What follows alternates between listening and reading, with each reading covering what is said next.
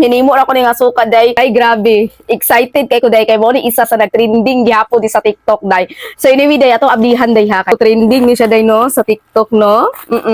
So tilawan na to day. So kuha pa mo kasulay ani day. Pag sulay na mo day ha. So ko pakita sa inyo ha day. Charan! Wow, thank you so much! So, mo siya day one of my favorite. Charat! Charat! Napatay, pabirit na! Nara day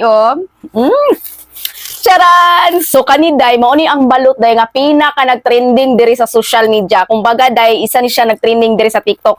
So, awa day, naka-vacuum siya day. Timplado na ni siya nga balot day, no? So, ato ang tilawan day. So, ang gipili na ko day, I think spicy ni siya. So, gagmay siya nga pagkabalot day. Pero ato siyang tilawan day ko. Papuko ka try ani. Pero before ninyo siya tilawan nga balot day, kailangan sa muog suka. Hinimo na ko ni nga suka day. Grabe na kadugay, mag 1 year na sulami na kayo, humot na kayo. Dayon, kailangan mo og init tubig. Diba? Ay, narate init tubig dire. Dayon ako Himalayan salt. O, diba?